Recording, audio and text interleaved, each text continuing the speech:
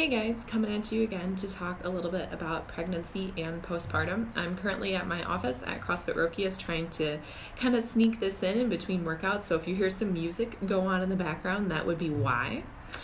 But talking about Kegels, so 1 in 2 women, or about technically 51% of women who do them, don't do them correctly. And in fact, 25% of the women do them in a way that actually promotes incontinence.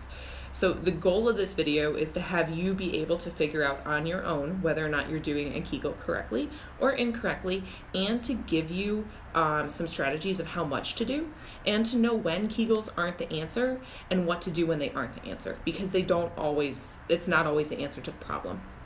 So how to know if you're doing one correctly? First off, you're gonna lay down on a flat surface. You're gonna bend your knees, and then you're gonna take your finger. You also wanna make sure you're wearing like yoga pants or something like that, because if you're wearing really bulky pants, you're not gonna feel anything for the most part, unless you're really, really trained in palpation, which is poking people with your finger, basically. So you're gonna take your finger and you're gonna find your sit bone. So the part of kind of your butt where you roll back and forth. The medical name for this is the ischial tuberosity, but the common name is the sit bone. You're then gonna move your finger slightly inward, so towards the center of your body, and you're just gonna put a little bit of pressure on that finger, and then you're gonna do what you think is a Kegel. Now, if you're doing it correctly, you should feel the skin and the muscles underneath your finger kind of lift up, and by lift up, I mean come up towards the top of your body, so more up towards your rib cage. If you feel that, that means you're doing the Kegel correctly. If you feel a pushing out against your finger, that means you're doing the Kegel the exact opposite way that you should be doing it. When you're contracting the pelvic floor, when those muscles get shorter, they come together and they rise upwards in the body. They don't push down. When you're pushing down, you're actually stretching out those pelvic floor muscles and putting more pressure on them. And that's the way that actually promotes incontinence or pelvic organ prolapse. So if you're having a little bit of trouble with this, kind of think of like picking up a blueberry, or maybe like sucking up a milkshake. Those are 2 cues that I've used with people that people have found helpful to kind of think of how to do a Kegel correctly. So in terms of how much you should do, 3 sets of 10 for 10-second holds is a pretty good place to start. If you can do that, you're doing pretty good, and that is pretty fatiguing. You will notice if you actually go through all of that, you're going to fatigue before you get to the end, at which case stop when you fatigue, and then resume like a day or 2 days later and try again and keep working till you can get up to that duration.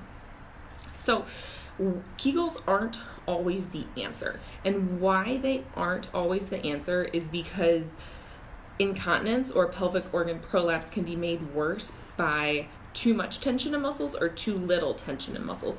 Kind of like when your like shoulder muscle up here, a lot of people have issues with this. When this muscle is too tight, it gives issues and pain, the same way as if your say your calves are too long and lengthy, you can get some issues then in your foot or ankle as well. So 2 muscles that are too short and muscles that are too long both cause problems. So when there's too much tension, basically what you're doing is contracting those muscles even more and putting more and more tension on that. And when you do that, you're just promoting the incontinence.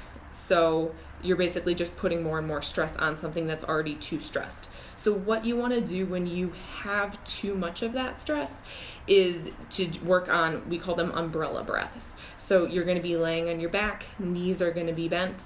You breathe in, and when you breathe in, your pelvic floor actually relaxes because your diaphragm, which is right below your rib cage, moves downwards. And so to accommodate that, your pelvic floor is also going to move downwards.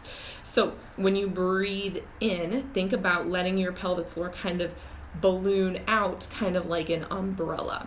So this is going to be a nice relaxing, so kind of like imagine it or feel for it. Don't over exaggerate it, and don't push away.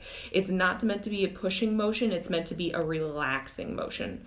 And I just realized I made a little bit of a mistake. So the position you want to be for this is not on your back with your knees bent.